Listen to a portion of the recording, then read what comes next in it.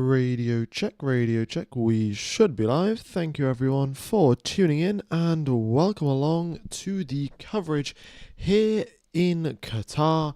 We have now got qualifying starting in 30 minutes time. We have had our we've had our sprint race.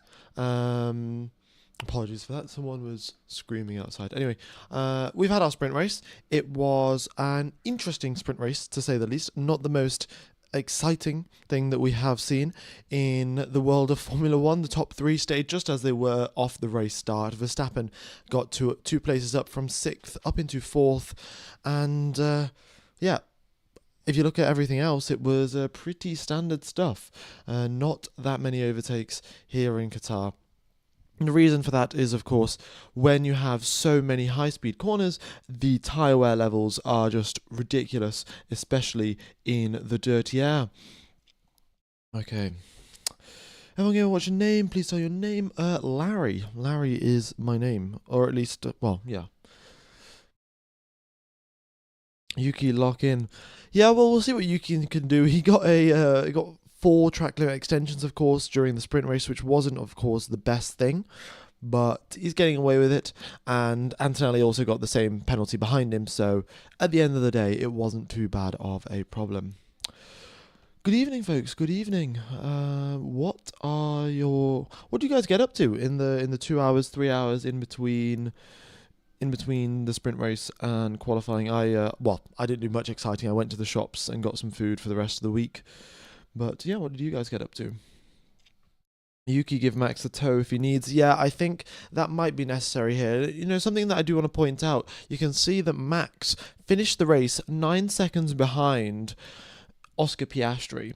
And we got a lot of different things here. A lot of people studying, doing college assignments, playing the F1 career mode. Fair, sounds good. Yeah, so what I wanted to say was, over the course of a 19-lap race, Max Verstappen finished 9 seconds behind Oscar Piastri. And, you know, a sprint race is 1/3 of the length of the actual race. So, you know, hypothetically, if these lap times were to be just sort of multiplied 3 times, Max Verstappen would finish the race 27 seconds behind Oscar Piastri, which is, of course, not great for Max Verstappen's championship chances.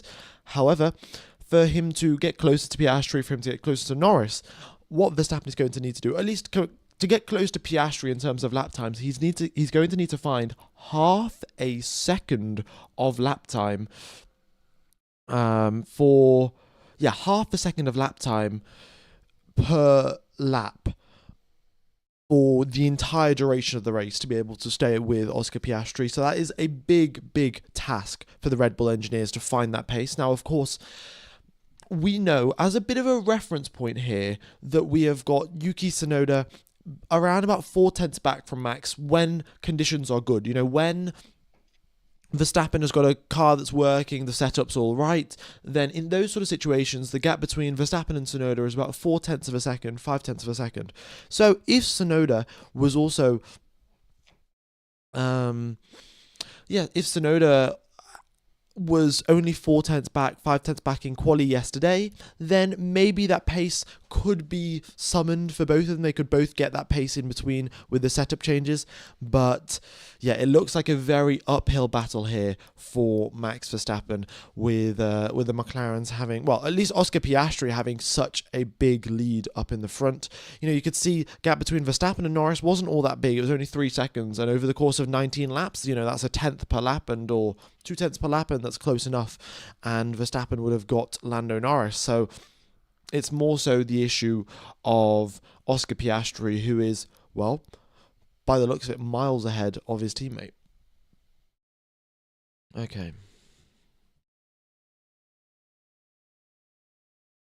Can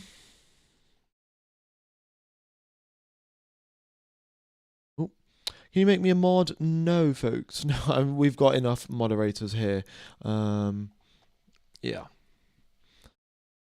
F1 Gamer, thank you for your commentary and data. Don't stop doing this, and if you do, I'm gonna be under your bed. Well, thanks for the nice words. No, I don't intend to really stop. I have a nice sort of agreement with the Formula One people, and I can stream this as long as I don't show any footage and they don't have any sort of problems.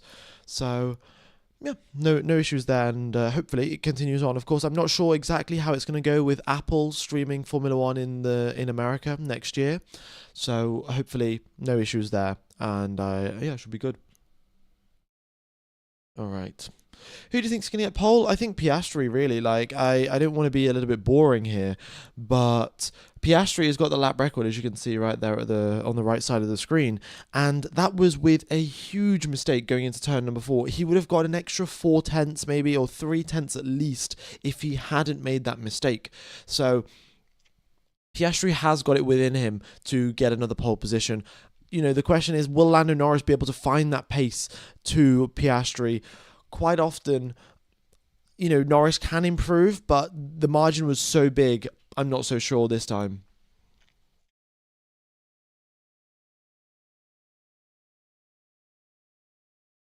I much prefer your commentary over Skies any day. Yeah, thank you very much. I mean, a lot of people have said that. I was wondering, you know, towards the end of quite a few qualifying sessions, quite a few races and stuff like that, I do get, you know, really excited, really loud, sometimes like sort of half shouting. Do you guys prefer that, or do you prefer the more laid back commentary? Because I think that, yeah, I think that having the more laid back commentary for most of the time is fine, and then of course when it gets exciting right at the end of Q3, I think it's good to get a little bit louder. But let me know what you think.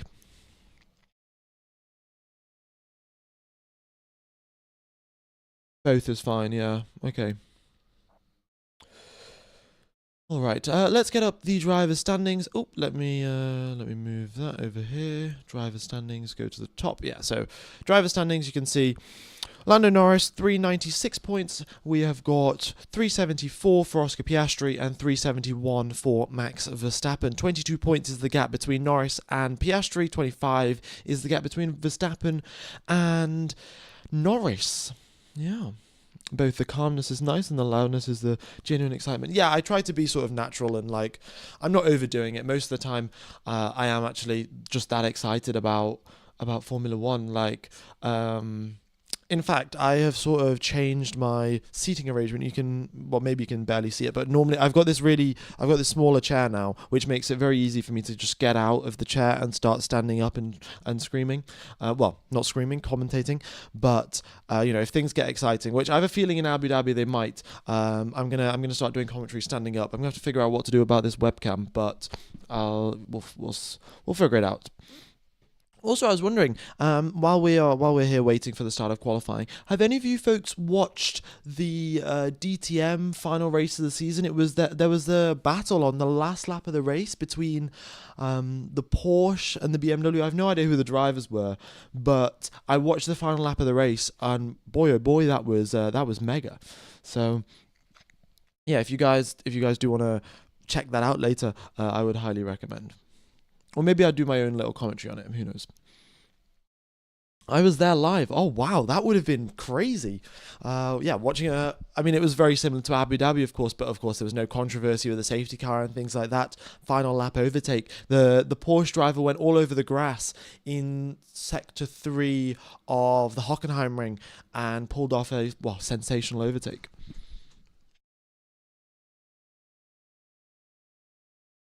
Okay.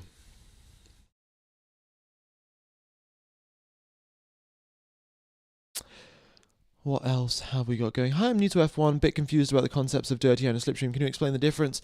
Well, essentially, dirty air and slipstream are the same thing, essentially, but they're two sides of the same coin. That's probably the better way to describe it. Essentially, what happens is when you are following a car, you have got turbulent air coming off the car, and you've also got a little bit less air coming off the car. Well, no, the air gets pushed away to the side. So when you're going down a straight, the air that's been pushed to the side, that gives you a little bit extra top speed because you don't have to push that air out of the way. And then when you're going through the corners, you actually want that air on top of your car to give you extra downforce. So that is essentially the two things of dirty air and slipstream. I am genuinely going to make a video on this over the off season and then just reference it to every time someone asks, because we do get a lot of people asking. But essentially that's sort of how it is. The air moving off to the side gives you extra top speed down the straights, but then through the corners it gives you less downforce. Okay. F1 Gamer, do you work for any team in Formula 1? No, I unfortunately cannot work for a team in Formula 1 if I want to carry the channel on. Essentially how it works with the contracts in Formula 1 and the non-disclosure agreements and stuff like that, you cannot get a contract if you have, well, you can get a contract, but obviously I just have to close down the YouTube channel. You're not allowed to have like public social media, especially, it's very unlikely that, well, it's not very unlikely, but the chances are reasonably high that if I was working at a team, I would by accident, say something, leak something by accident, and obviously the teams don't want that to happen. All right. Teams also design their cars to generate more dirty air. That is a little bit of a misconception, actually. So the teams don't design their car to generate more dirty air. However, the teams design their car to go quicker, and for that they need more and more complex flow. They need, to generate vortexes, and they need to have the flow get stuck right underneath the car and right underneath the floor and the underbody and things like that. And to make the flow do exactly what the engineers want, what the aerodynamicists want, it means it just happens to become more turbulent. Like the more detailed the design is of the car, the more turbulent they get. So that's why in 2022 with the new regulations, it was all sort of very simple to start off with, and then as the years progressed, the cars got more and more complicated, and the air was doing exactly what the engineers wanted over the car, but the engineers don't care what happens behind, and most of the time it results in less performance. Well, it results in less performance for the car following and more dirty air. In some esports, commentators are sponsored by a team by having insider knowledge. Yeah, I mean, maybe, but at least not in the world of Formula 1. I have asked around a little bit. Okay, so let's run through the Constructors Championship, shall we? Let's move that on top of the chat. There we go. So Constructors Championship, we can see 770 points for McLaren, way off into the distance. Mercedes are on 441. They are comfortably ahead of Red Bull Racing right now. And with the way that George and Antonelli are performing, it should be very much sealed and dealed for second place. Red Bull Racing, of course, is only 22 points ahead of Ferrari, which is a little bit closer. However, Ferrari literally finished the sprint race in 13th and 17th position, so I don't know how much of a threat they really are. Williams with 122 points, Racing Bulls with 90, not too big of a gap there. However, Racing Bulls and Williams aren't scoring the top points, 25 points per race, to actually be able to close that gap up with 2 races left to go.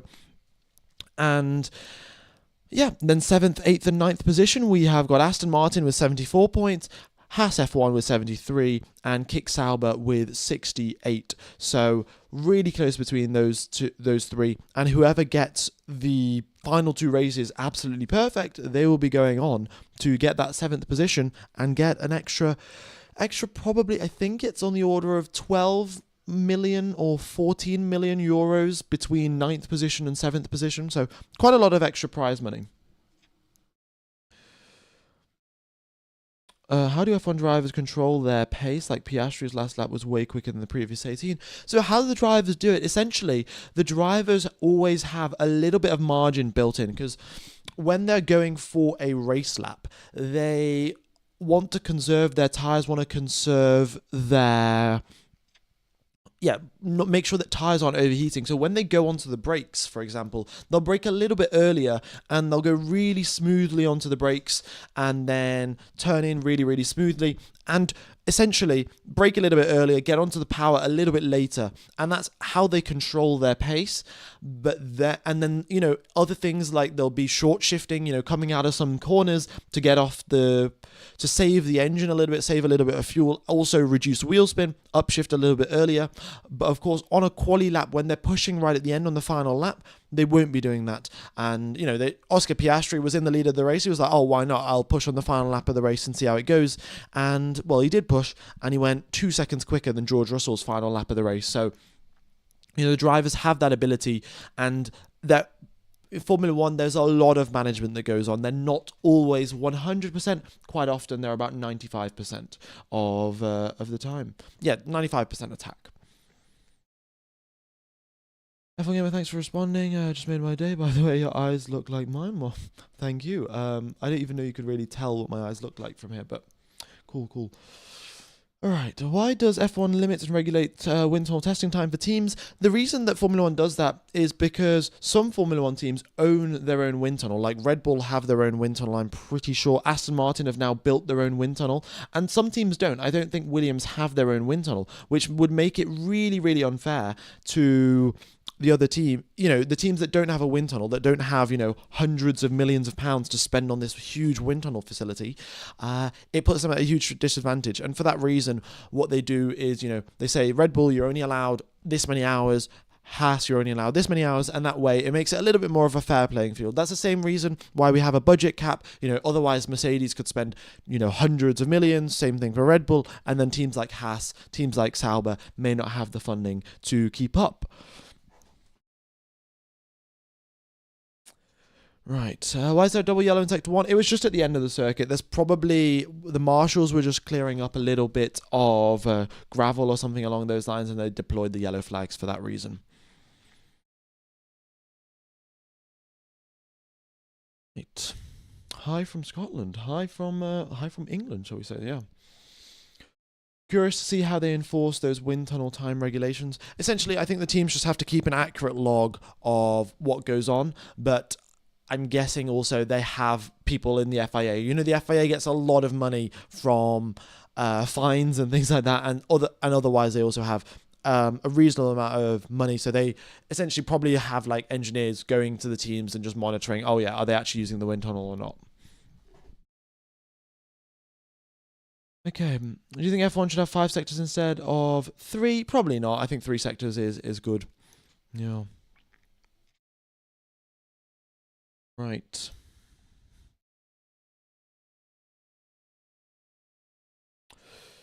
Oh, let's see. Off topic. Today I drove the Bud International Stadium. It's the only thing on my mind when Seb Vettel has driven and won the same track. Crazy feeling. Oh, wow. Yeah, I would actually quite like to go to a Formula One racetrack. Like, maybe Silverstone, maybe Spa, and just drive around, even in a normal car. That would be pretty awesome, I think. Just, going around Silverstone in whatever, just a Toyota Corolla. Okie dokes. So, we are now 12 minutes away from the start of qualifying, so let's run through what I expect to happen in quali. We'll have our typical qualifying session, just like Q1, Q2, Q3, and it'll be 18 minutes, 15 minutes, 12 minutes respectively. Then we will have... then we'll find out who's on pole, obviously. The teams will be able to use soft tyres for all 3 sessions, so it's not going to be like mediums like we saw yesterday. Everyone's going to be out on softs. And what else is there really to watch out for? Well, the thing is, as we saw in today's sprint race, overtaking chances are pretty limited. Behrman made a great overtake on Charles Leclerc, put Behrman up into 12th position, and Antonelli overtook Alonso after Alonso went off into the gravel trap. That was another thing that, you can make an overtake, but only if, the driver ahead of you makes a mistake or something along those lines. And that means if you do qualify out of position, it is absolutely brutal for you. And my sort of example for that would be if you looked at the theoretical best lap times for sprint quali, Charles Leclerc should have been up in 5th position if he had hooked up his final sector. Of course, he didn't manage to do that, which was fine. But in theory, that means that Charles Leclerc is around about 5th fastest on the racetrack, maybe 5th fastest, maybe 7th, maybe 8th, something along those lines. Charles Leclerc started the race in 9th, dropped back to 12th, then got overtaken by Ollie Behrman and was not able to make an overtake throughout the entire race, throughout the entire 19 laps, got overtaken by Behrman, couldn't re-overtake him back. So even with a Ferrari and Charles Leclerc having the theoretical pace to be 5th fastest, he had a bad quali, bad race start, and he got stuck down in 13th position. So for example, if who have we got? We've got Hamilton, if Lando Norris, if Verstappen, if they have a bad Q1 and they start right at the back of the pack, overtaking is extremely tough, and the chances of the drivers being able to pull off a sensational recovery drive between, you know, going from 20th position all the way up into 3rd or up into 2nd is, well, highly unlikely. So we will, if the drivers do end up having a bad quali, then, it's going to be a long day for them tomorrow.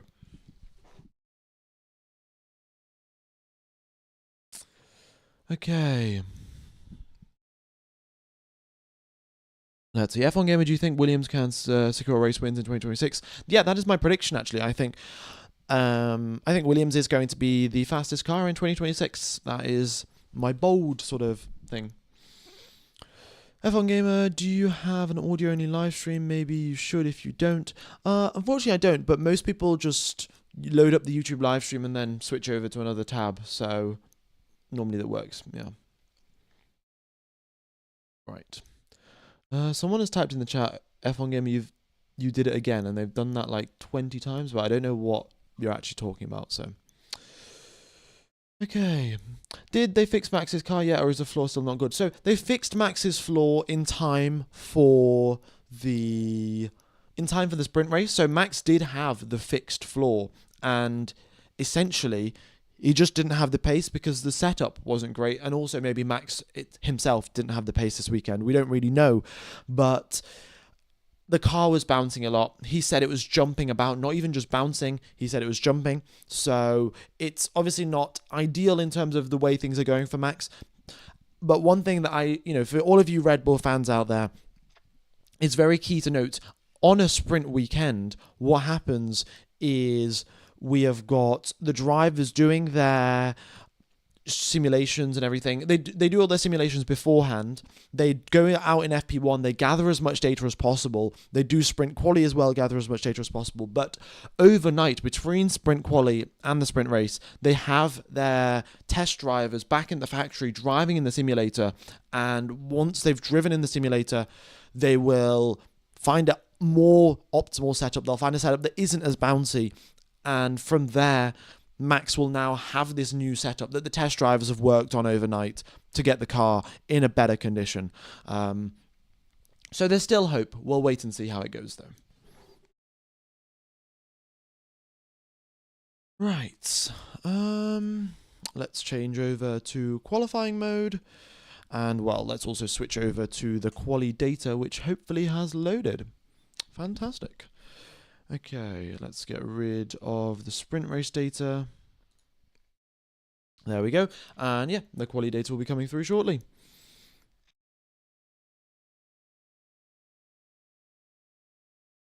All right. Next thing is, let's get rid of the chat and let's go through a flying lap of the circuit. Also someone else was mentioned in chat that, they're not really a big fan of this one overtaking zone thing, and I really do agree with you.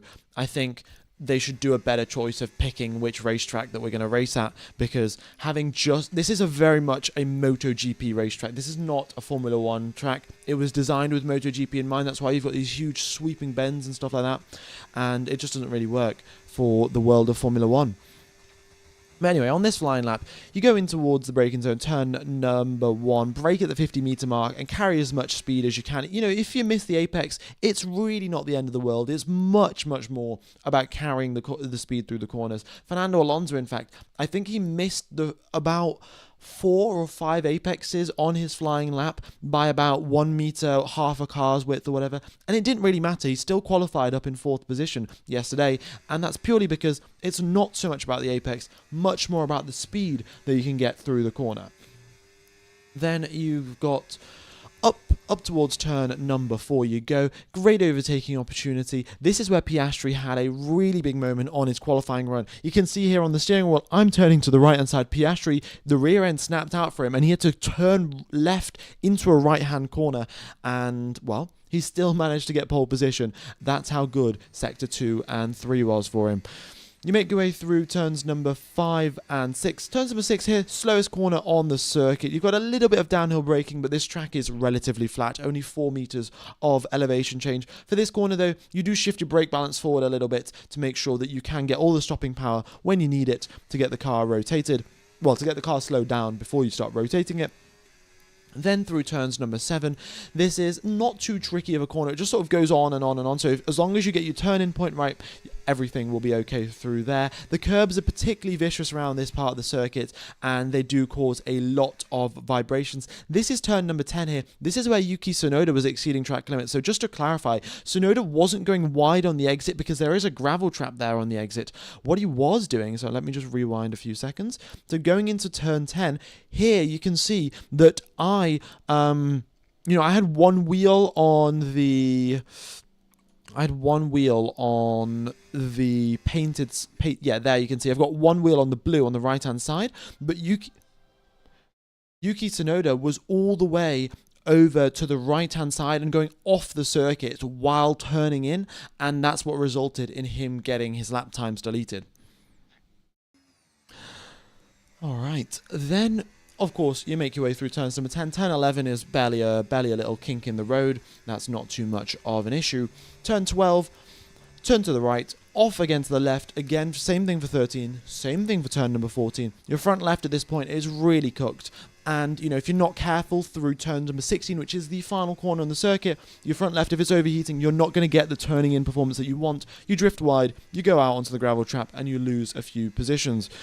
So the drivers will be, of course, very, very wary of that. Another thing that I would like to let you guys know of is that Pirelli analysed the data on all of the tyres. They looked at what the tyres were doing, and whenever a driver went off into the gravel trap, there were huge gouges and cuts in their tyre, which was resulting in, well, it was a loss of performance and also potentially a safety issue. So for that reason, what we might see is if a driver does go off on their first quali run and they were planning to do 2 laps on the same set of tyres, they'll abort that plan, come back into the pits and put on a fresh set, because you're not going to get the same level of performance that you get with tyres that have been driven through a gravel trap. All right. Yeah, we are now 3 minutes away from the start of qualifying, a normal 18-minute session. Track temperatures at 26 degrees, so that's about 4 degrees cooler than what we had for the sprint race. Wind speeds 36 kilometers per hour, not 36, 3.6 kilometers per hour, so not really much of a concern. F1 game, what happens if no one completes a flying lap due to red flags or interruptions? Do they need to redo the entire session? I'm not exactly sure what would happen in that scenario. Maybe if it was Q2, they would carry over the Q1 results, but I'm not particularly sure. What does the red mean? The red here on the left-hand side, that is the elimination zone. So 5 drivers get eliminated in Q1, another 5 in Q2, and then we have the top 10 shootout in Q3. Change it back to quali mode. Indeed, I shall, folks. I mean, quali hasn't started, but there we go. Quali mode it is.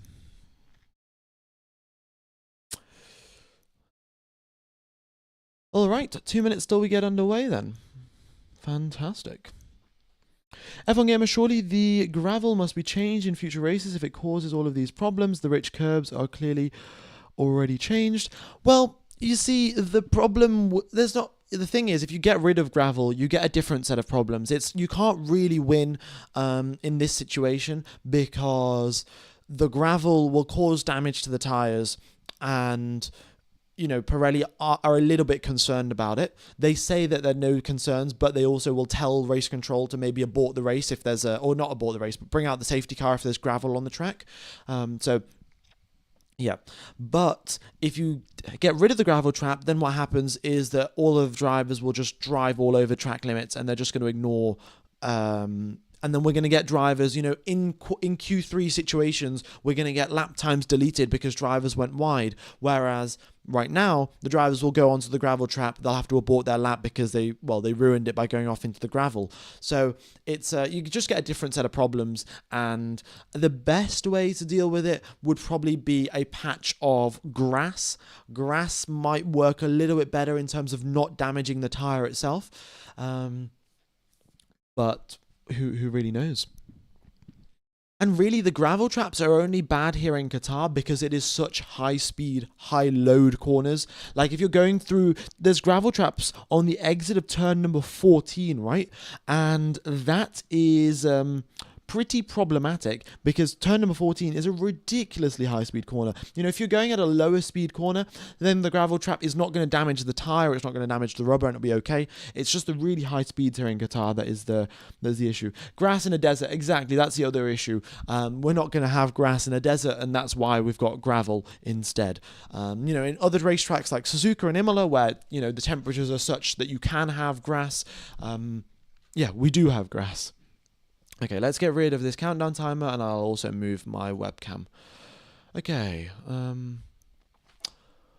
Wait, where's that text gone for Oscar Piastri?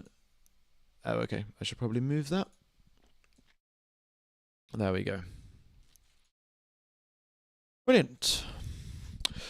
Carlos Sainz, Nico Hülkenberg, Alex Albon, first drivers out onto the racetrack. Some of them on used tyres, some of them on fresh tyres, but it is soft tyres to see here. All right.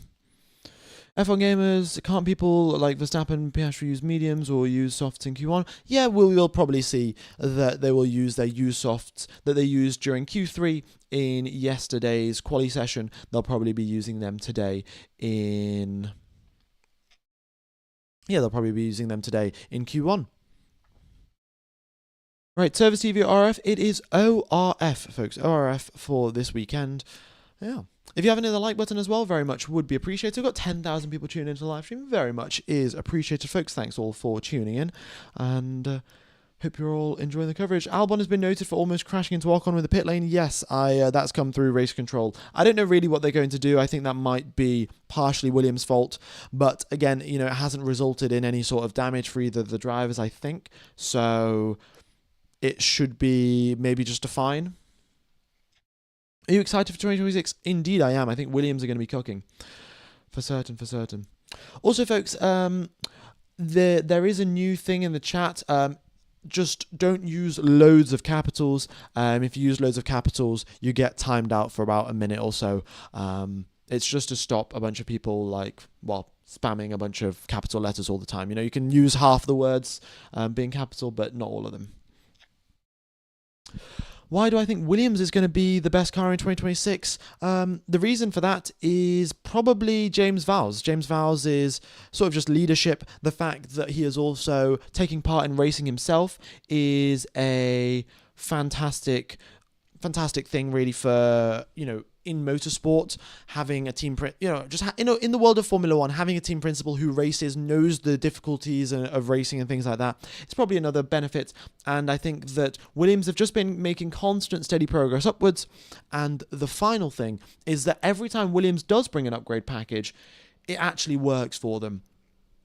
And that signals to me that the CFD and the simulations that Williams are running actually correlate well to real life, which means then that in 2026, when they are designing the car pretty much purely based off simulations for right now, well, it should go well. All right. James Vowles is a long-term team principal. Exactly. That is why I back James Vowles. Anyway, we've had our first few drivers come across the line for Q1. Carlos Sainz a 1:22.3. Alex Albon with the same lap time, a few milliseconds back. And then we've got Nico Hülkenberg in 4th position as Gabriel Bortoleto goes 4/10 quicker than the Williams drivers up into P1. F1 Gamer, why they're using used tyres? Because they can, really. They want to save their... Williams think that they're going to make it through into Q3, which they probably will, and for that reason, they're using some used tyres to set some banker laps for the drivers to get some confidence before they go 100% attack into the final couple of, final laps in quali. Verstappen quickest through the speed traps, 327 kilometers per hour for Max Verstappen. So clearly a setup change has been made. I think he may have got a toe off someone as well, but it's looking nice for Max Verstappen so far. Fernando Alonso purple in the first sector, 29.884, and Max Verstappen takes that away quite promptly. Alonso goes purple in sector number 2, so things are looking well for Alonso. The Aston Martin pace was pretty solid overall. Unfortunately, he did have a bit of a bad race start. All right. Charles Leclerc across the line, 4th position for him. It's a used set of tyres, but he's still behind Isaac Hadjar and Ollie Behrman. Fernando Alonso on a fresh set goes 4 tenths clear, 120.8 from him. That is about 9 tenths off yesterday's lap record. And let's see what Mad Max can do. His middle sector is a tenth slower than Alonso's, actually. So a tenth quicker, sector 1, 10th slower, sector 2. Let's see what Verstappen can do in the final sector. He's coming through turns number 16 right now. Nicely onto the power.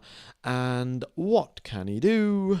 Across the line. 2nd position, 4 milliseconds back from Fernando Alonso. Great job there from Alonso. Verstappen, however, was out on a used set of tyres. Franco Colapinto across the line, 10th position for him, and Antonelli and Russell doing warm-up laps by the looks of it. They're doing 13 and 16 seconds slower respectively, so they're doing warm-up laps pretty clearly, and interesting strategy there.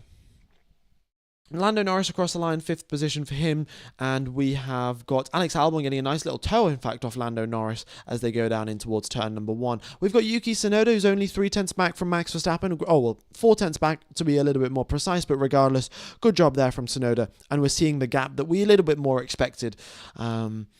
George Russell goes 70 milliseconds clear of Fernando Alonso up into P1, and he does that on a very, very old set of tyres, and Oscar Piastri, also on a old set of tyres, goes 1/10 clear of George Russell, so great start there for Piastri and Russell. Of course, they were P1 and 2 in yesterday's sprint qualifying.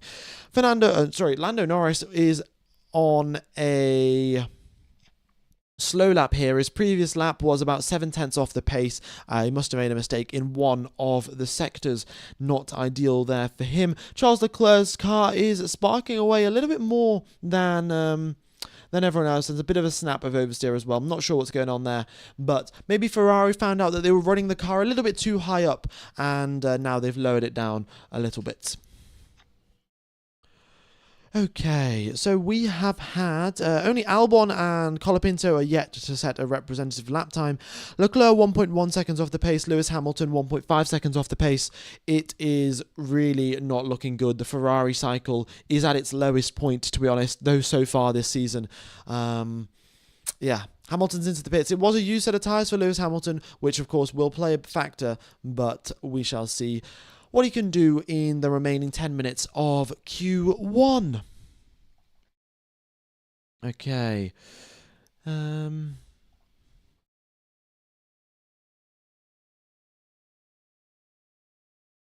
Now we've got Fernando Alonso, purple sector 1, looking great from him.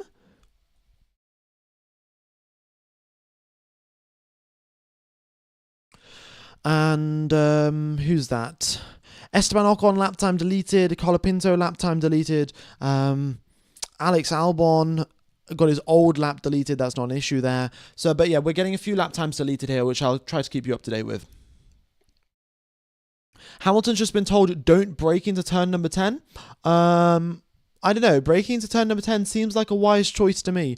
You have to downshift at least 2 gears to make it through turn number 10, so I don't know what Ferrari engineers are telling him. Alright, Fernando Alonso improves, 2nd position for him, goes a few milliseconds up on George Russell, but still, Alonso's tyres were 6 laps fresher than George's when they set their flying lap. Piastri is back, very much indeed he is. You know, if we look back to 2024, the final third of the season, Oscar Piastri didn't have the greatest final third. Same thing could be said for the final third of this year. However, the one standout race in the last 8 races of the 2024 calendar was Qatar, where Oscar Piastri got a podium. And, well, here we are again, and Oscar Piastri is doing a great job and is ahead of his teammate by about 0.7 of a second. All right. Okie dokes. That's how. I mean, is it a top speed issue for the Ferraris? I don't know what's going on there. Hamilton's just been told 4 seconds behind. I think he's just been told about the radio, you know, Lawson's 4 seconds behind him. But Hamilton is starting a flying lap now. Liam Lawson comes across the line, 5th position for the Kiwi driver. And, you know, there's a lot of talk about him really recently. Is he going to stay at VCARB? Is Arvin Lindblad going to replace him? Is Yuki Tsunoda going to replace him? It is very, very uncertain, to say the least. Isaac Hadjar, purple in Sector 2. Oh, the data has given itself a moment to refresh. Apologies there, folks. It will be back in... let's give it... it should be back in 5 seconds. 5, 4, 3, 2, and 1. And there we go. Apologies, I don't know why it did that, but here we are. Isaac Hadjar, top of the times in the data. The data went blank because Isaac Hadjar set a ridiculously crazy lap time. Wow. Incredible. A 10th clear of Oscar Piastri. Fantastic.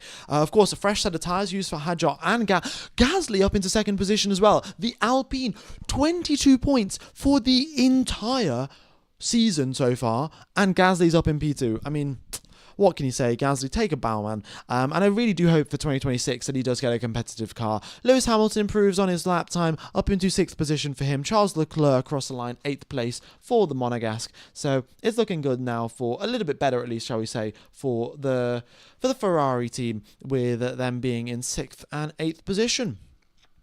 Of course, now everyone is coming out on a fresh set of tyres, not doing any laps out on a used set, and that will be, well, making the leaderboard change quite significantly. So quite a few drivers out on their out laps right now, warming up their tyres, and we'll be getting underway for some more flying laps. In fact, talking of flying laps, Max Verstappen, purple sector 1. He goes 7 milliseconds faster than Alonso. The margins are really, really fine here. Looking at the top speed, Max Verstappen, 325 kilometers per hour. For him through the speed traps. JediFire99, thanks for the donation. I'm looking forward to a rookie podium this weekend. Would be lovely to see Bortoleto, Behrman or Alonso to get their podium in their rookie. Yeah, indeed it would. Alonso's looking probably best bet so far. Behrman, of course, pulled off that great overtake on Charles Leclerc, unable to make any further progress in the sprint race, and Bortoleto a little bit back in that Sauber. But once again, Jedi Fire, thanks for the donation. Really are helping out the channel. Kimi Antonelli quickest through the speed traps. There was no one giving him a tow, but Antonelli has gone 328 kilometers per hour through the speed traps. Mega job from him. Max Verstappen across the line. He goes 69 milliseconds ahead of Isaac Hadjar after getting his 69th race win in Las Vegas. Very, very nice indeed for him. Oscar Piastri, purple sector 1. He goes quicker than Lando Norris, and Lando Norris was looking good, but, you know, both McLarens have just been surpassed by Kimi Antonelli in Sector 1. Norris goes purple in Sector 2. We'll see what Piastri can do. He's just got 2 more corners to negotiate. But Lando Norris is, he's looking to get close to Piastri on this flying lap. His speed down the straight, only 323 kilometers per hour for Norris, so maybe running a little bit more downforce. Sainz across the line, 5th position for him. George Russell across the line. It is, he's starting a flying lap. Norris P1 by 0.4 of a second. Wow, what a lap there by Norris. Piastri now coming out of the final corner. Can he hook the lap up? Will he be able to get ahead of his teammate? No, he cannot. 77 milliseconds is the gap, and the final sector is what decided it. Kimi Antonelli with a monstrous Sector 1. Unfortunately, the Sector 3 could not be at the same level, and he goes 0.4 back from Norris and Piastri. It's a McLaren 1-2 with Verstappen in 3rd position, Antonelli in 4th, and George Russell on his flying lap. We'll see what he can do. He started, of course, in 2nd position in the sprint race, so he's got some serious pace in that Mercedes this weekend. Ollie Behrman across the line, 7th position for him. Lance Stroll starts a flying lap, and George Russell is the next driver to come through. He's making his way through turns number 12, 13 and 14, and my God, that Mercedes looks stuck to the ground. And it doesn't even look like it's breaking a sweat, really. Russell's on a push lap, but it does not look like he is breaking a sweat. The car is glued to the asphalt. And out of the final corner, will he be glued to the top of the leaderboard? Well, a 3rd position for George Russell, ahead of Max, but behind the McLarens. We've got 20,000 people tuning in to the live stream. Thank you, everyone, for tuning in. If you haven't hit the like button, be sure to do so. It goes a long way to helping out the channel. And was that Russell over the radio saying the steering feels funny? Russell complained that the steering was having problems last weekend. They flew the car back to the factory. The engineers found the issue, then they fixed it, and still now George Russell is complaining about the steering feeling funny. Charles Leclerc was complaining about power steering problems, and he wasn't able to feel the front of the car. So quite interesting here in Qatar. We're getting unusual issues that we don't normally hear of.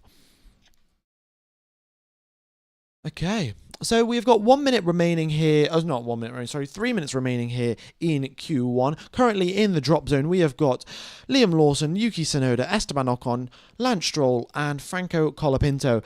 Not far from the drop zone have we got Charles Leclerc in 15th position. Lewis Hamilton is there in 12th, and he's about a 10th away in terms of lap time from the drop zone. So the margins are fine here in quali, and look at that. The gap from 1st position to 19th position is 1.1 seconds. How close is this field? Oh my Lord. Fernando Alonso is on for a nice flying lap here. He's across the line he goes, and it is 6th position for Fernando Alonso. Very nice indeed. Just ahead of Isaac Hadjar, just behind Kimi Antonelli. It looks like the Mercedes have found a little bit more pace after the sprint race, and Alonso's going to have to try all that bits harder to get up into the top 5. Okay. 2 minutes and 25 seconds remain on the clock, folks.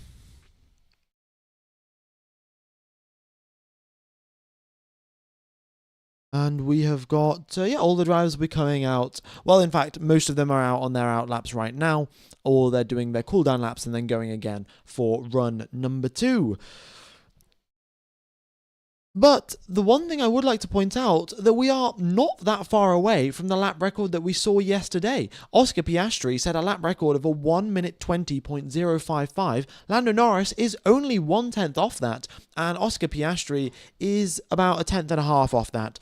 Looking at the theoretical best lap times, both Norris and Piastri have set their theoretical best time. So in theory, they could go no quicker. And well, of course, they will improve as the circuit improves and as they unlock a little bit more performance. But that is a sign that they haven't made a mistake in Sector 1, 2, or 3 on both of their most recent quali laps. So, it is reaching towards that crunch time situation, and Piastri and Norris are both able to deliver. Of course, it's only Q1. Well, let's see what happens in Q3. But so far, so good for the McLaren drivers. I don't know how much longer that's going to last. Max Purple, Sector 1, Green, Sector 2. He is losing about 2/10, though, in Sector number 2 compared to the McLarens. The Red Bull just not having that much downforce, and Max not able to push it all that hard. Lewis Hamilton improves on his most recent lap, a 1 minute 20.9. I don't know if he's going again. That could be at risk of elimination here. Verstappen across the line, and he backs. Oh no, he improves, but his final sector was not amazing. Verstappen still stays in P4.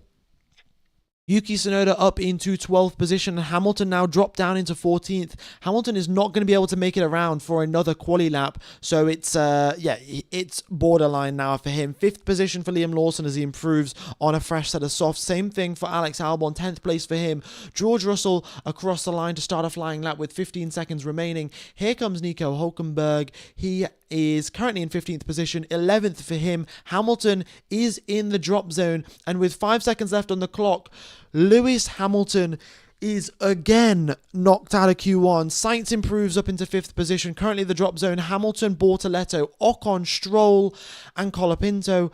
Stroll comes across the line. He improves, but not enough. So Hamilton out, Stroll out, Colapinto out, Bortoletto and Ocon yet to complete their laps. George Russell, P1 in Sector 1, and he goes purple there. We've got Gasly up into 5th, momentarily there, until Antonelli goes up into 4th position, pushing Gasly down into 6th place. Ocon improves, 16th for him. Hamilton down in 17th. Bortoletto improves. It's 18th position again for Lewis Hamilton.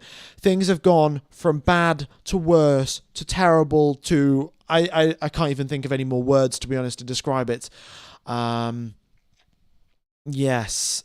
Kimi Antonelli gets a lap time deleted. That puts him down into 10th position. Still, it's okay regardless. Ollie Behrman up into 8th place.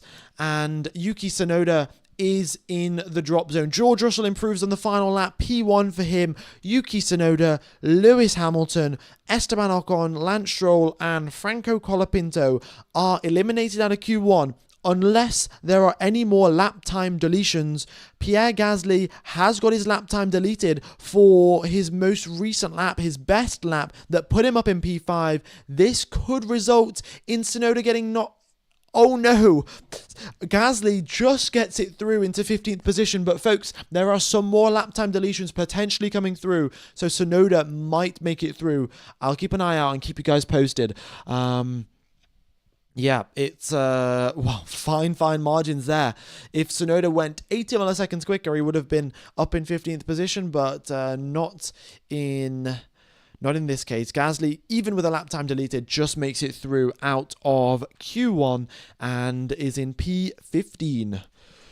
Okay.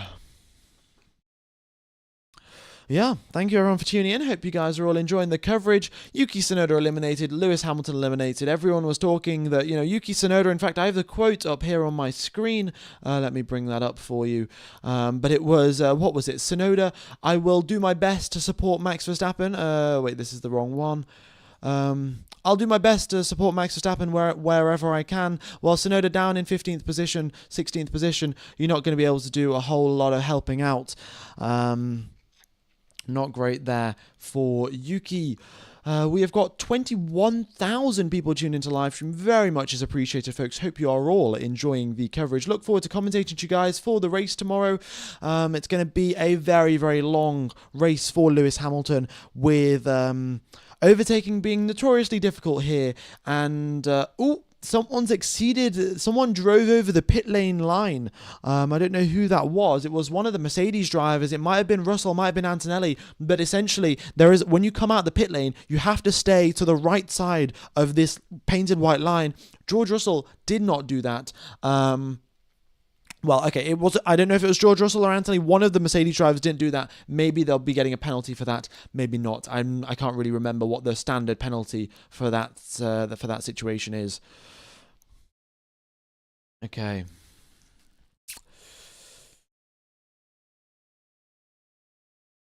Bortoletto over the radio complaining about getting blocked by one of the Ferrari drivers. I don't know who that was, but it might have been Hamilton because he was going pretty slowly on his in-lap, sorry.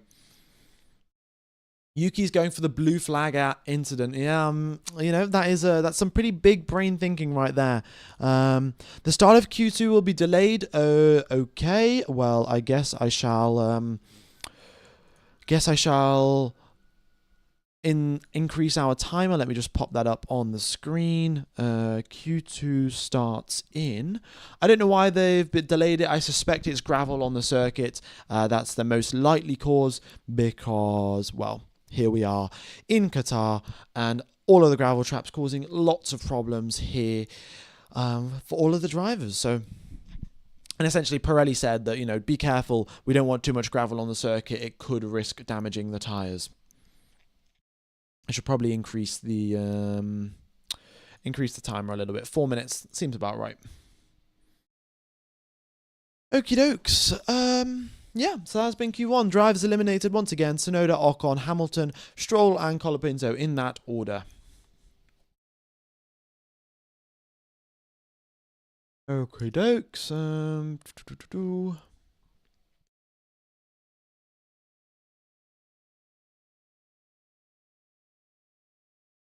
Okay.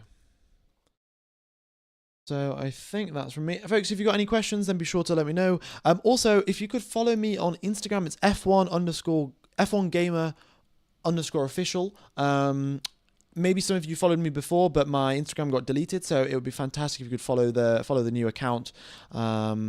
Because yeah, I'm going to be posting over there over the off season. And in fact, let's see, they have just announced that the session's going to restart. Oh, it's in fact going to start a little bit early. There we go, 2 minutes and 41 seconds. That's when Q2 is getting underway. It's also the same on Twitter, F1Gamer_official. And I think it's official F1 Gamer on TikTok or something like that. But yeah, would very much be appreciated.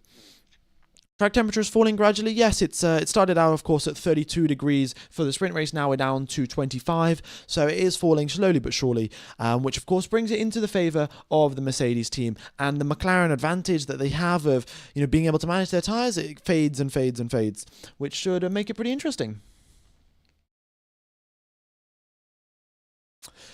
All right, Q2 starts in 2 minutes, and yeah, 2 minutes.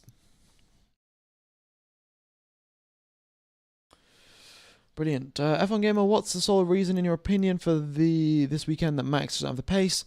Well, I think McLaren have an advantage in the sort of high speed to medium speed corners, which helps them out tremendously here in Qatar, because pretty much every single corner, with the exception of turn 6, is a high speed or a medium speed corner. And yeah, that's probably why. You know what? I'm going to take you through an onboard flying lap of the circuit just before Q2 starts. So here we go, and you guys can see for yourself, how high speed the whole racetrack is. So here you are coming out of the final corner onto the start-finish straight. You're of course over on the left-hand side. Open the DRS flap. You're approaching around 320, 330 kilometers per hour by the end of the straight. Onto the brakes at the 50-meter mark and carry as much speed as you can through turn number 1. Look at that. I'm going through there in 5th gear. That's how high speed the corner is. Same thing for turn number 2. Again, 5th gear corner.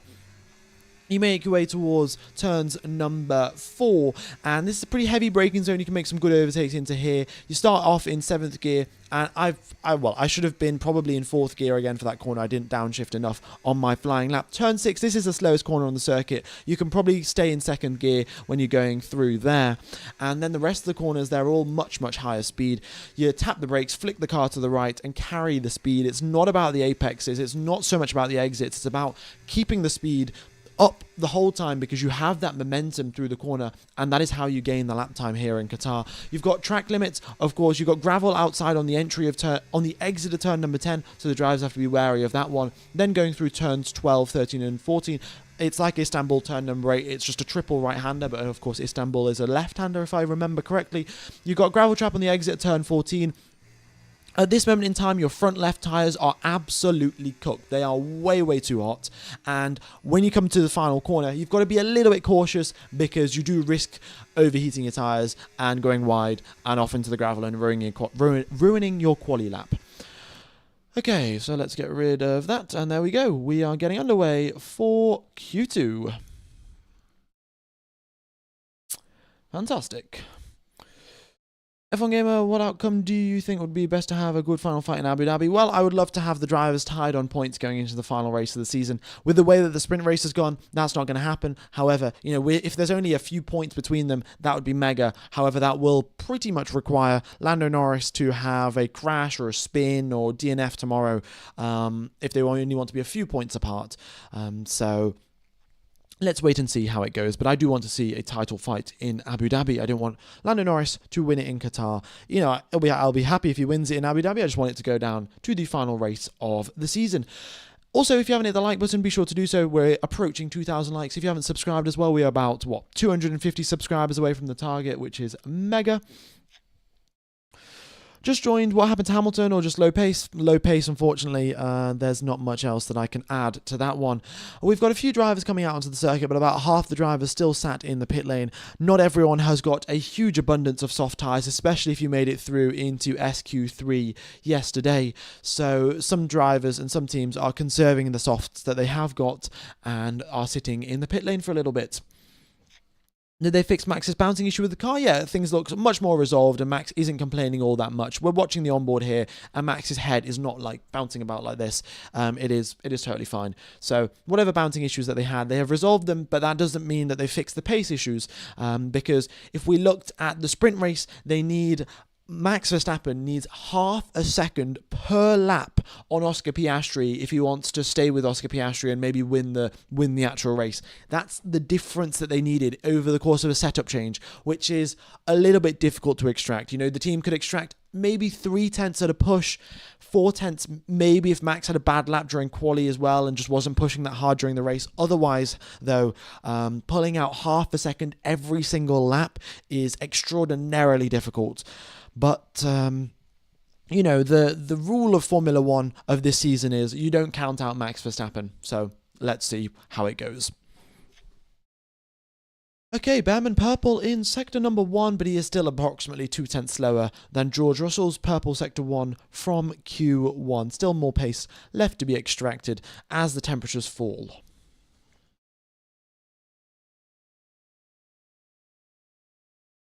All right.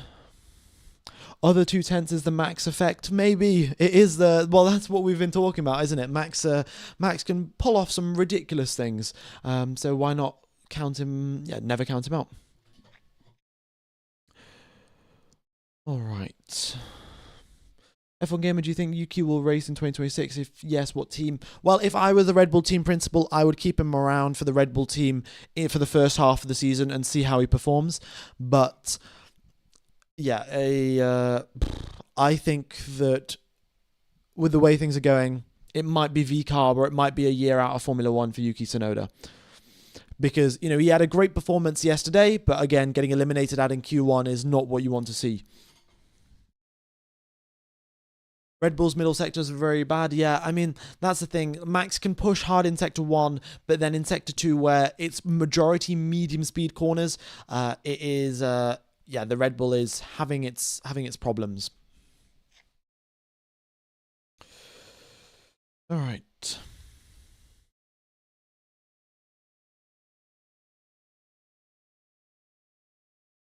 So here we go. Someone's asked in the chat, hey, don't you feel Lewis used to perform just because of the Mercedes car? That is, again, incorrect, folks. I would very much inquire you guys to go back to the 2021 season, look at the race results, and you will see Lewis Hamilton finishing 40 seconds ahead of Valtteri Bottas, 30 seconds ahead of Valtteri Bottas, and the same thing for Max Verstappen. They would finish 30, 40 seconds ahead of their rivals when they were both, you know, arguably at the highest levels of their career, going toe-to-toe for a world championship battle. Hamilton was not just quick because of the car. He was 40 seconds ahead of Bottas. Bottas, a driver who has got 103 consecutive Q3 appearances.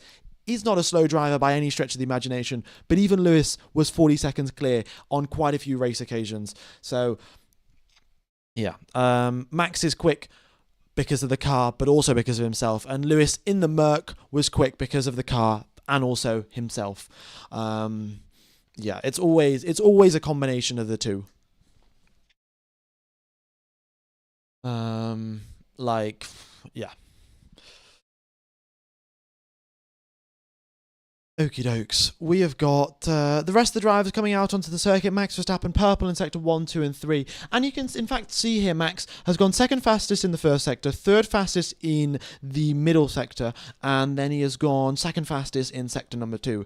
So it's a pretty good lap overall from Max, but still not able to get ahead of Russell in sector 1. Overall though, it's a solid lap, and he is... well, he's marginally off Oscar Piastri's pole time from last year. Lando Norris lap time deleted for track limits at turn number 10. I think maybe that was I think that was his out lap, so it's not a problem.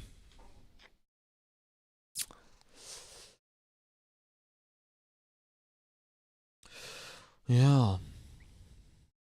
Oh, also, Lewis is fast. Like, he was fast in Mercedes. I don't know what's happened here in Ferrari. Like, maybe the pace has gone. I can't really explain it.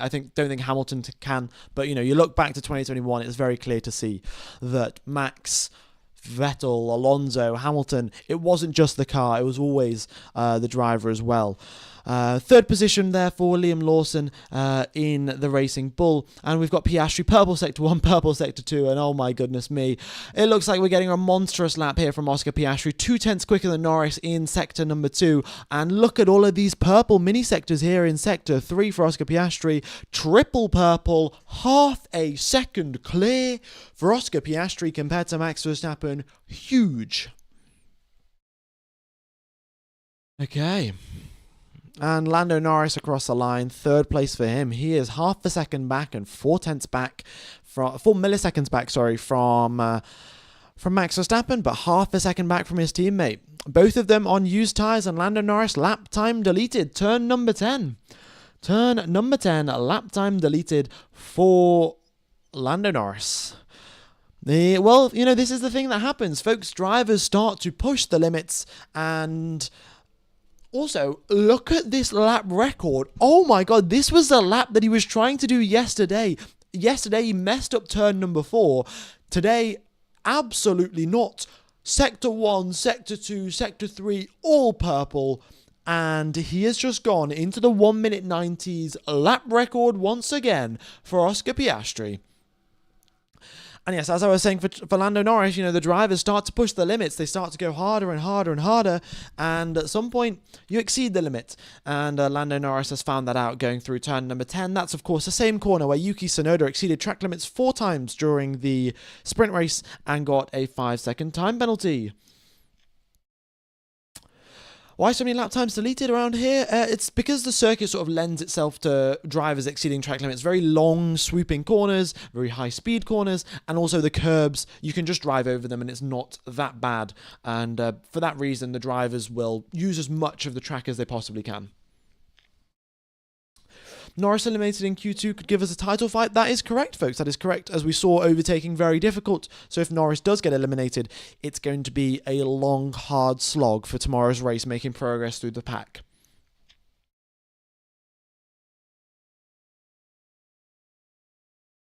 All right. Very nice indeed. Qatar has got to be Oscar's best track, surely. I don't know. Oscar had, didn't he have a bunch of consecutive wins at the start of the season? So maybe some of those. Oscar hasn't been in Formula 1 for that long to say that, this is one of his best tracks. So who knows? Stop the clock, Oscar's P1, Lando's P15, maybe. But there are still 5 minutes remaining, folks, on the clock. The drivers will be making their way back into the pit lane, doing a bit of refueling, getting on a fresh set of tyres and seeing what they can do. George Russell sets a lap, and this is a fresh set of tyres for George Russell, and Piastri did his lap on a used set, but still Russell on the fresh tyres, half a second back from Oscar Piastri. Nico Hülkenberg across the line, 6th position for him, great job by the Hulk. And, well, he is the highest powered Ferrari car. Once again, it is not the works Ferrari, it's not the works Scuderia Ferrari.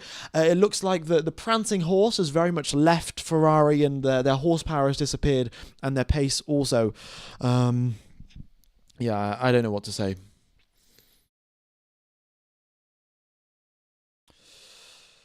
Okay, Oh, Ollie Behrman, lap time deleted as well. His last lap was slower anyway, so it's not an issue. Behrman went slower on the previous lap, but also got it deleted. We've got 24,000 people tuned into live stream. Thanks all for tuning in.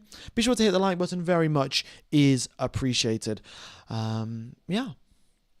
And if you haven't hit the subscribe button as well, that would be mega. We are now, 204 subscribers, 203 subscribers away from the subscriber target. Okay. So, here we go then, folks. Final runs of Q2. Lando Norris coming out nice and early, of course. He does not want to get held up by yellow flag because, of course, if there's a yellow flag, Norris has to abort his lap. He gets eliminated out of Q2. So, coming out nice and early to make sure that he doesn't get a lap disrupted. Max breaks into the 1 minute 29, 1 minute 19. Indeed he does. Max does a good job there. Also, he's on 6 lap old tyres. So he did a hot lap, cool lap, and then went out and did another hot lap again. So very nice job there from Max. Russell comes over the radio. Can we prep the clear visor for Q3? It's really dusty out here. So essentially, under the floodlights, the drivers have different visors. You know, as it gets darker and darker, when we go from sunset and dusk to total nighttime, the drivers have different visors and different levels of like light blocking and things like that to make them see a little bit better. So George Russell just asking for a new visor for Q3. All right. Max Verstappen into the pit lane. 3 minutes left on the clock. I think he'll probably come out again. It'll be a little bit tight. Who knows? Is Max Verstappen still having bouncing issues? It didn't look like he had bouncing issues when he was going down the main straight, so it should be fine now for Max. All right, here we go, folks. Lando Norris is on a flying lap. He makes his way through turns number 1 and 2, and things are looking pretty nice for Norris so far. And let's see, what is his first sector time going to be?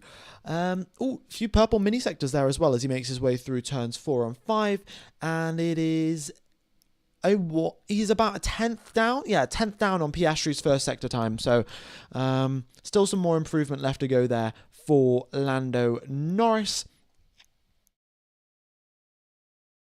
And now through turns number 8, 9, and 10. Ooh, look at this. It's all green, green, green, and now even some more purple. So middle sector's looking good for Norris. In fact, Norris holds purple sector number 2. So in fact, Piastri, where I said, I think a little bit earlier on, that Piastri went purple in sector 3, it was purple for Q2 itself, but Norris holds the overall record for fastest in the middle sector.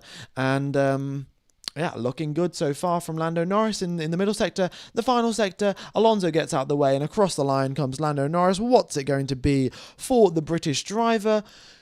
It is P2, still 2 tenths back. And also, folks, he is 2 tenths back on a fresh set of tyres. Piastri's lap, the 1:19.650, that was on 5-lap-old soft tyres. 5 laps old. Oscar Piastri is having a fantastic weekend so far. How long will it continue? Will he crumble under the pressure that we've sort of been seeing happening in the past couple of races, or will he be able to hold it together and, well, score another pole position? Things are looking good so far for him. Again, folks, the gap between first position and 15th position, 1.1 seconds, extremely close here in Q2 again. Charles Leclerc starts his quali lap. Antonelli's also looking good in sector number 1. Hülkenberg starts as well. We've got quite a few drivers starting their laps.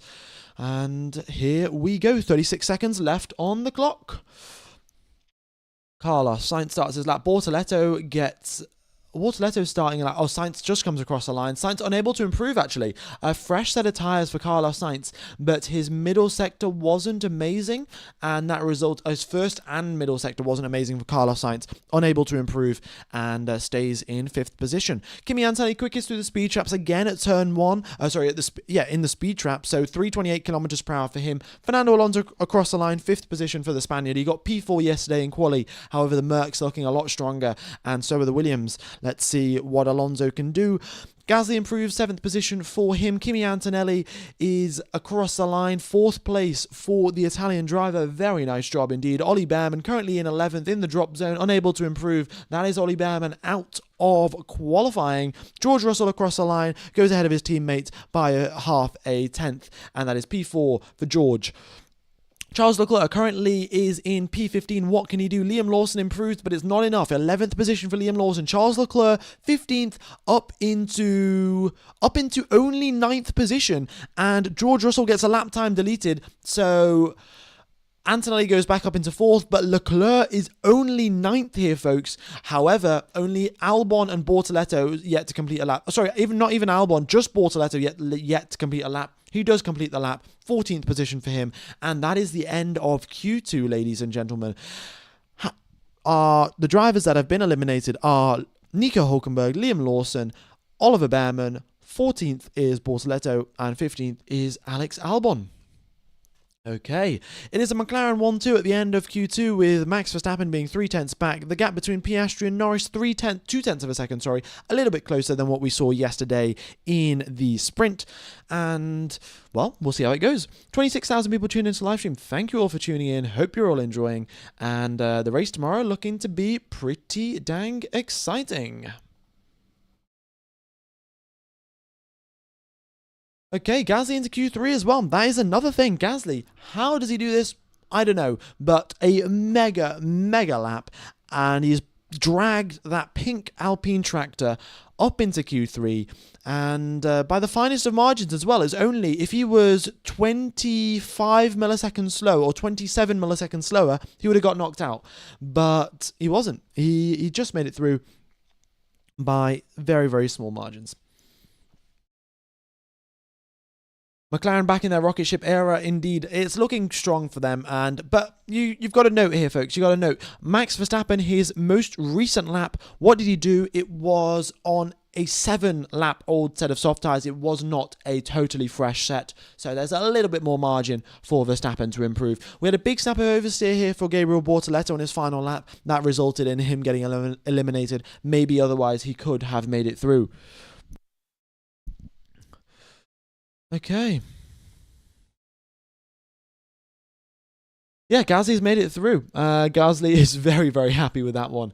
All right, I'll put the timer up for when Q3 is getting underway. I suspect it is going to be very shortly, in a matter of minutes, in fact.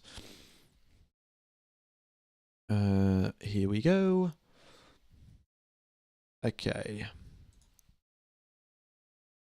Yeah, 3 minutes, 4 minutes, approximately like that. Leclerc has no tyres left. I think Leclerc he'll get at least one set, folks. Anyone that makes it through into Q3 will get one fresh set of tyres from Pirelli, one fresh set of softs. So even if, they didn't have a fresh set of tyres, for whatever reason, Leclerc will get one to use for, he'll get one to use for Q3.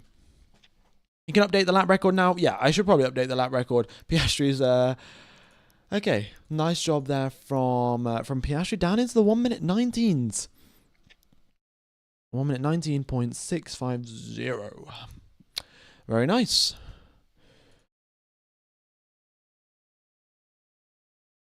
Where to watch the stream, please? It is ORF, folks. If you want to watch the Formula 1 for only $2 a month, what you can do is get Surfshark VPN using the link in the description. You join an Austrian VPN server. You go onto Google, you search ORF Formula 1, and you can watch the footage. We've got nearly, I think, 500, 600 people watching it right now using that exact method.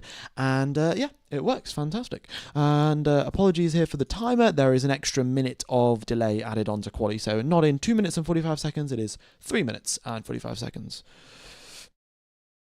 Okay.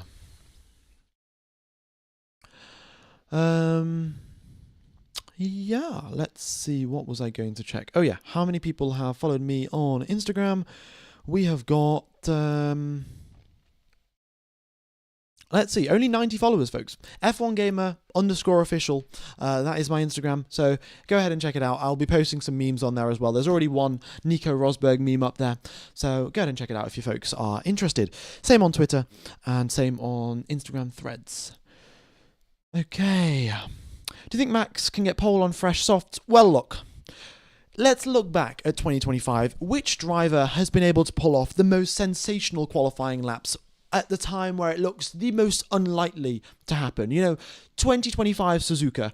It is on paper the perfect McLaren track. Loads of high-speed S's, loads of high-speed corners essentially, a few slow-speed stuff, but the McLarens were on another level in practice, right? They were looking very strong.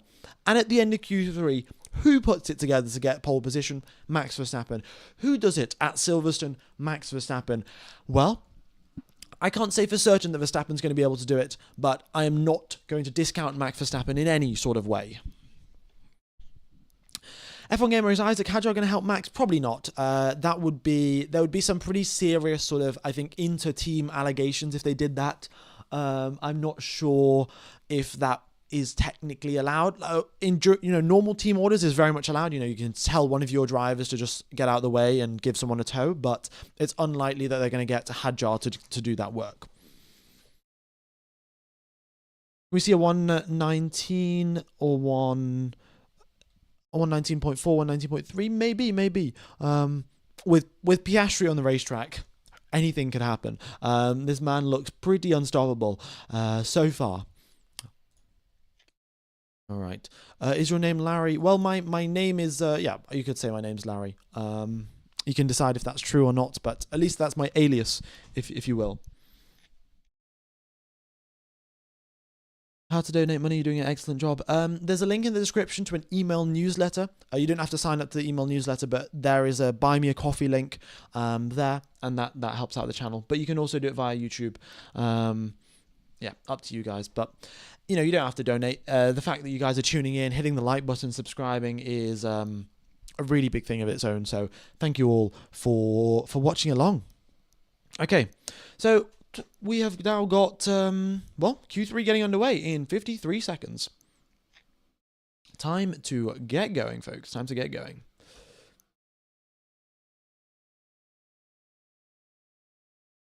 You look like Montoya. I've been told that quite often, actually. So maybe I do look like Montoya.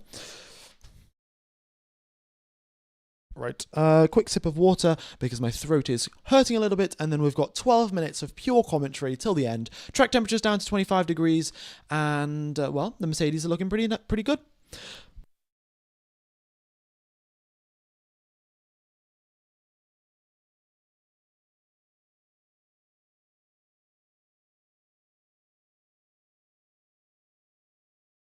Judging from the radio messages,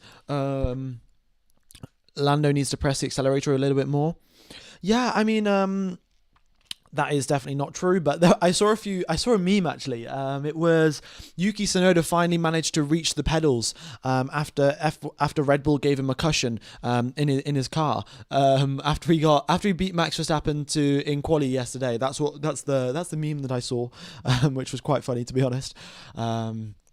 But yeah, is YouTube your full-time job, or do you do anything else? My full-time job, well, I don't have a job. I am a student at university doing mechanical engineering. But yeah, apart from that, I do YouTube.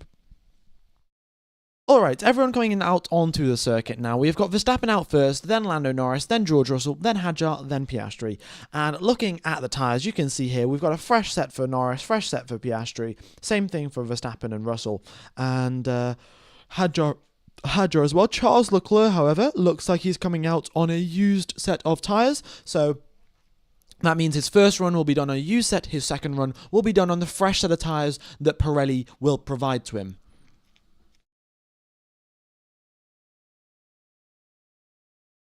Okay, are you from India? Yes, I was originally born in India, but now, of course, in the UK, as you could probably tell by my accent.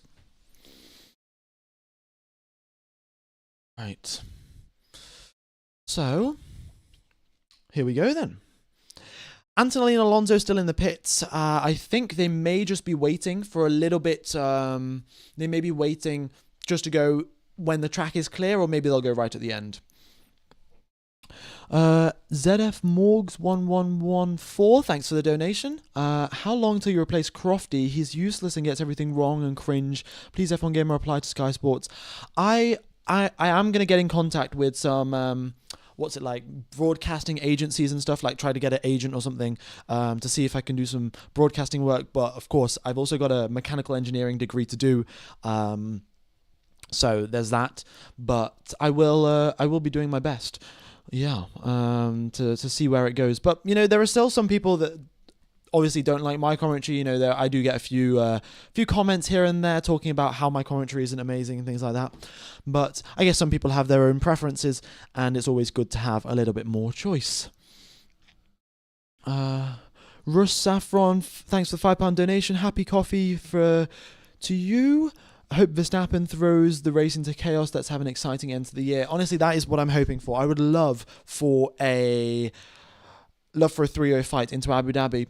However, Lando Norris does not want that to happen. Purple Sector 1, Purple Sector 2, fastest out of any lap time that has been set in Q1 and Q2. And here he is coming across the line for the final sector.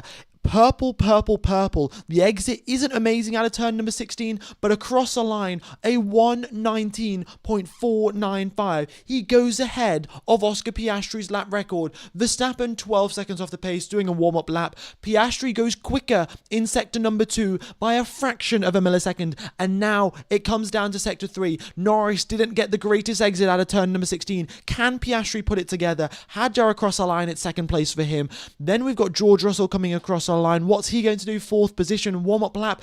Oscar Piastri is 35 milliseconds back. It is purple sector 2, purple sector 3 for him, but sector 1 is where he lost the time and he just could not make it back. Oscar Piastri, 35 milliseconds away. Oh. Thanks for the donation again. Reset 1060. Love your commentary. Don't listen to them. Thanks. Well, thank you very much.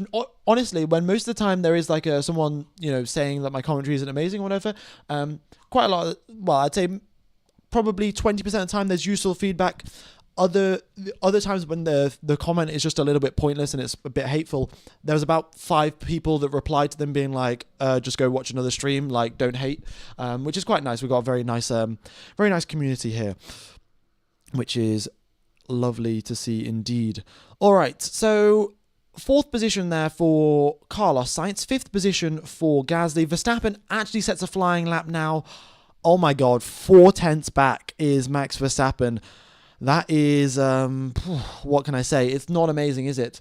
It is a big improvement left to go for him. He does need a toe. 3/10 is how much you gain, folks. 3 full tenths you gain for free if you get a toe down in towards turn number 1. That is what Verstappen needs. That is what George Russell needs as well. They're all on fresh sets of tyres, but the McLaren are a rocket ship right now.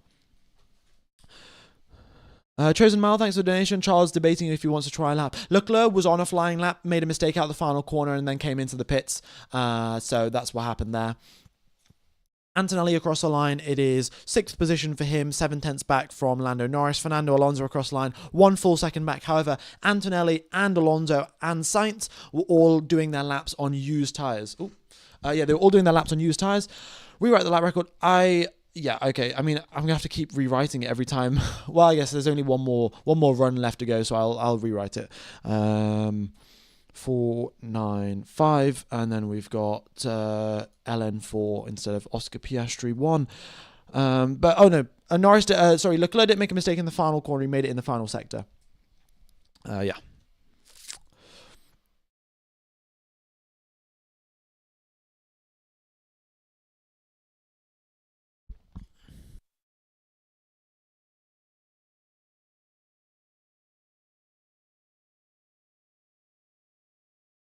Oh my God, Sainz over the radio.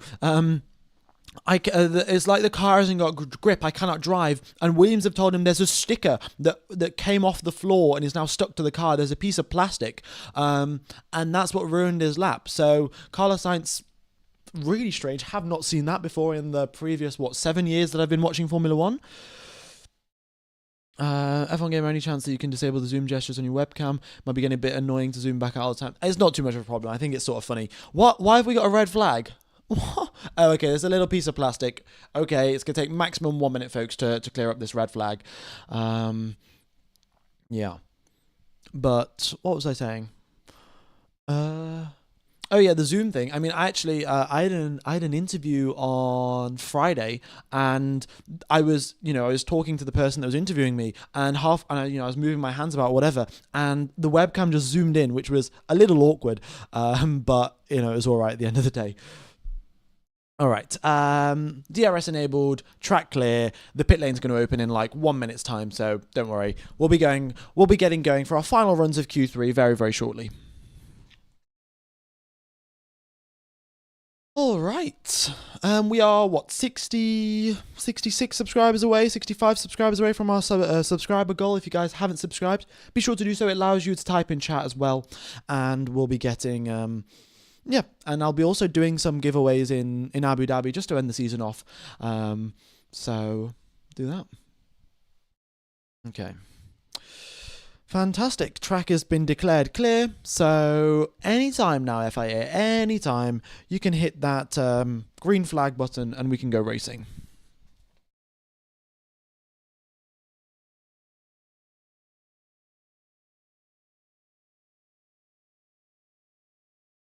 that McLaren has to be illegal. There's no way they've got this much traction. Well, look, the McLaren has been pretty much a rocket ship so far this season. Like, okay, let's have a look at the constructor standings here, folks. Look at this. McLaren, 770 points. Like, they are going to be a rocket ship. Like, there's no other way of putting it. Session's restarting in 2 minutes time, folks. Let me just pop that up on the screen for you. Session is restarting in... Oh, I should probably put Q3 restarts rather than Q3 starts. But yeah, Q3 restarts in 2 minutes and 20 seconds. McLaren have finally reinstalled their engines. Yeah, well, that's the other final thing that I do want to point out, that McLarens are looking really good in terms of pace here.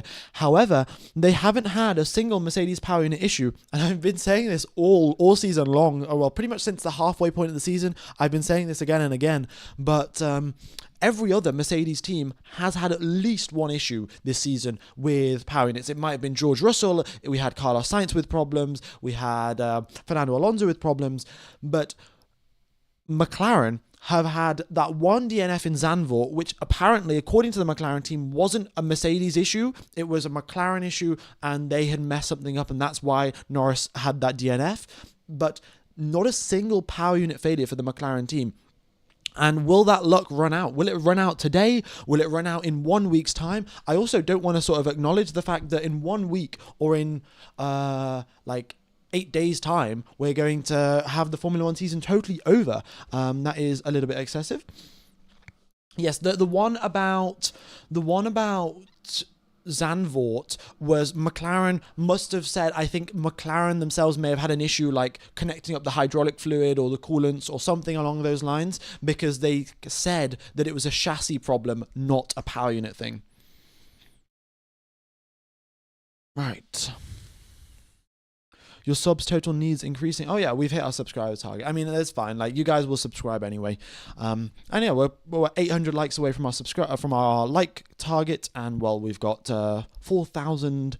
We've got 24,000 people watching the stream right now. So if you guys haven't subscribed, be sure to do so.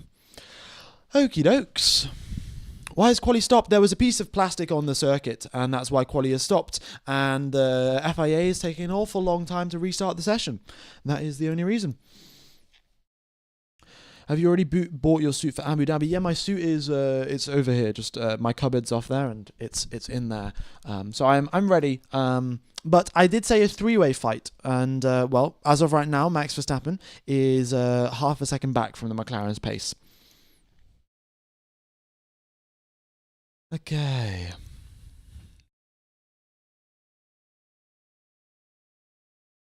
Do you speak Hindi? Yeah, I do. But obviously, this is a international broadcast, so it's going to be English. Hooray for the end of the ground effect era. Yeah, of course, in 2026, we'll be having... also, folks, the timer is going down, as you can see to the bottom left of me. Yeah, we'll be having the drivers coming out to the track shortly. Ground effect era coming to an end, and we'll be having the active aero era and the MOM mode era. Yeah, they've got to come up with a different name. Honestly, I'm going to call it overdrive mode, because that sounds so awesome. Yeah, I mean, manual override also sounds pretty cool, but overdrive mode, top 10 coolest things to say. Yeah.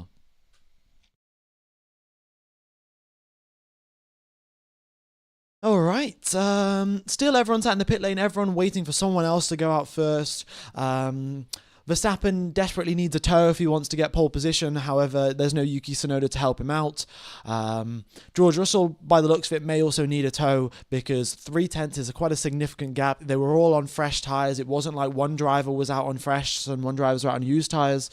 Yeah. Also, we'll have no DRS as well. No DRS.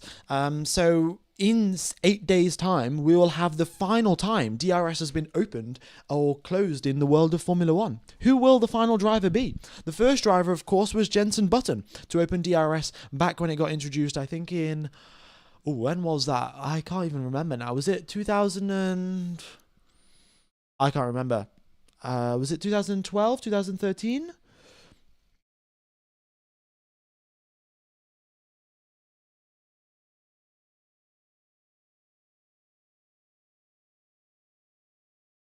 Okay, well, here we go. First drivers coming out onto the circuit. George Russell is out. Then it's Lando Norris. Then it's Oscar Piastri. But this is it, folks. Crunch time. Second, penultimate race of the season. We have got 3 minutes remaining in Q3.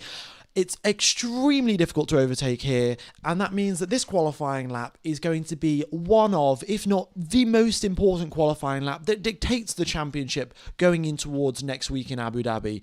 It is prime crunch time for Lando Norris, for Oscar Piastri, for Max Verstappen. Like, pressure has crazy effects on people, but can you summon your talent at will? At this moment in time, Oscar Piastri, Lando Norris and Verstappen need every ounce of talent that they can get their hands on, every ounce of speed that they can fathom together to put together a qualifying lap. Will they be able to do it in the latter stages of the night here in Lusail? Fernando Alonso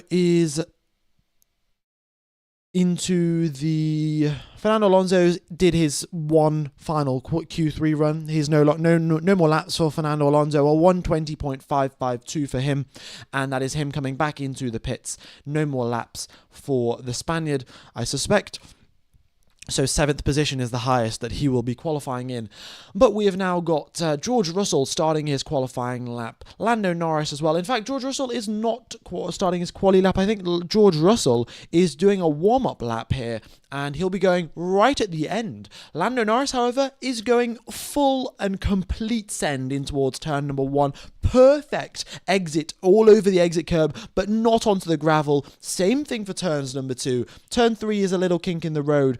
And Lando Norris, he continues on towards turn number 4. We'll see what his first sector time is looking like. But look at this. It is all yellow. Nothing else to be seen. And he is 2.6 seconds off the pace in the first sector. So is Norris doing an extra sort of warm-up lap? I don't know. With the amount of time left on the clock, I don't think Norris is going to be able to make it around in time at the speed that he's going. Leclerc and Alonso are on push laps. In fact, no, apologies there for the mistake. Alonso is on a push lap and he's doing one more lap to end out the session. Verstappen now, is he also pushing? It looks like he is. Look at that. All is what? Purple, then green, then yellow for Max Verstappen. Oscar Piastri, he's 3 milliseconds up on Lando Norris in sector number 1. The gap between the two drivers is 35 milliseconds over the course of 5.4 kilometers. It is the tiniest of gaps between the McLaren drivers. In sector 1, Piastri's got the edge, but Verstappen goes purple. Oh my goodness me, he was half a second back in the first runs of Q3. Not anymore. Purple and quicker than Piastri by half a tenth. Piastri purple sector 2. More pace for Oscar Piastri, but what can Verstappen do?